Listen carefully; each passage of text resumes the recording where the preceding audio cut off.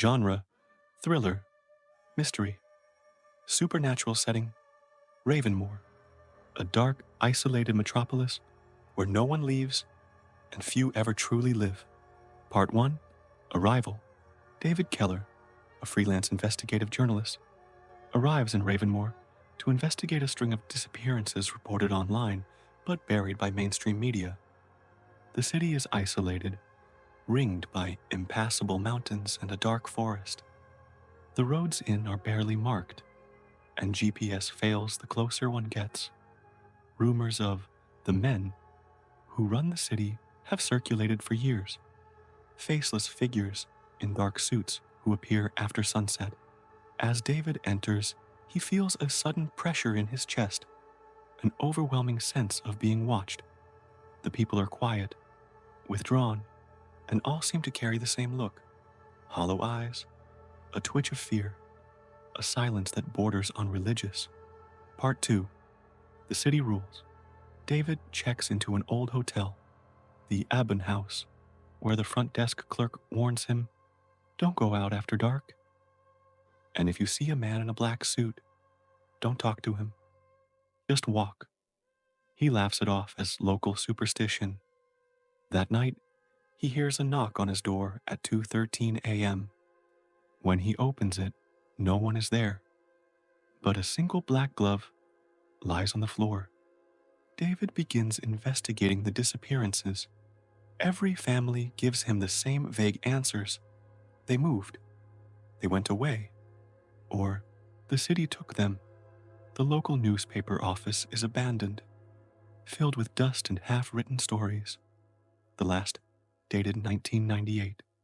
He finds graffiti in an alley that reads, "The city is alive. The city is hungry." Part 3, The Men.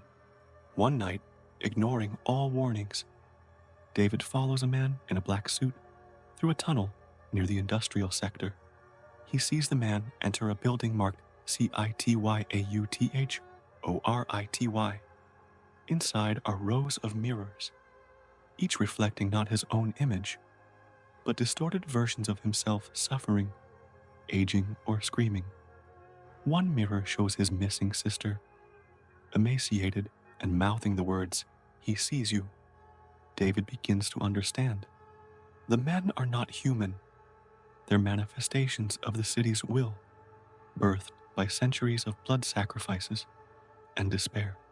Ravenmoor is a sentient entity, a parasitic urban intelligence that feeds on souls. The men are its agents, and everyone who enters becomes part of it. Part 4, The Secret Beneath.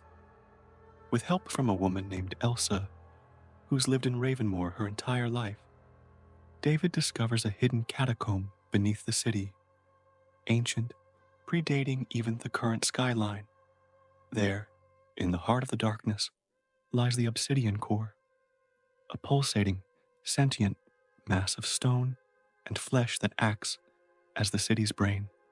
Elsa reveals she's one of the last rebels, part of a long-dead resistance called the Black Veil, who tried to destroy the city decades ago. Most were consumed. She bears the brand of survival, a black mark over her heart that throbs when the men are near. Together, they plan to destroy the core. Part 5, Escape or Die. As they approach the core, the men arrive, silently, swiftly. Elsa sacrifices herself to allow David to reach the chamber. With her final breath, she whispers, "Burn it with your name." David realizes the city holds power through identity. Every citizen's name, history, and thoughts are known and filed by the men. But he, an outsider, still holds autonomy. He carves his true name, David James Keller, into the core with a blade made from blackened silver, gifted by Elsa earlier. The core shrieks. The city trembles. Epilogue. Ashes of Ravenmoor. David wakes up outside Ravenmoor's borders, bloodied, with no memory of how he escaped. Behind him, the city is gone, collapsed into rubble and ash. But the glove from that first night is still in his coat pocket. He returns home, begins writing, but every mirror he passes shows him a man in a black suit watching, waiting. The city may have died, but someone came back with him. Final chapter. The Nameless. Weeks pass. David is back in his home city, trying to rebuild a normal life, but nothing feels real. The clocks tick too slowly. People around him speak in monotone, like rehearsed lines. He begins to suspect Ravenmoor didn't vanish. It followed him. He's plagued by visions, waking up with black dust under his nails, whispers behind locked doors, and reflections that move on their own. One day, while reviewing his notes to publish the story, he notices something terrifying. His name is fading from the page. Where once was David James Keller, now it's just David J. Then David becomes just D. Soon, no one remembers him. Friends stop returning calls. His own mother answers the phone and says, "I don't have a son." He rushes to a mirror. His face is blurry, changing, melting. The final truth.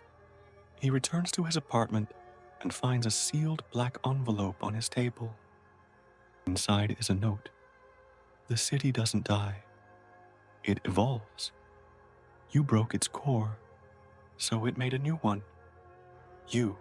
Suddenly, his apartment walls begin to stretch. The ceiling grows higher.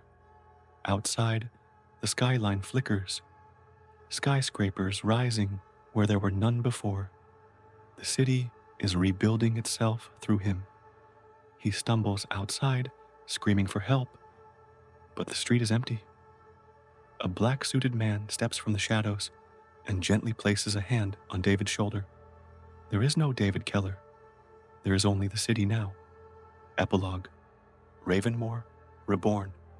Somewhere, far from any known map, a new city has appeared. It doesn't have a name. It doesn't appear on GPS. And once you enter, you never leave. In the tallest building, in a darkened office with no lights, sits a man in a black suit. His face is blank, but his eyes, hidden behind the void, remember something.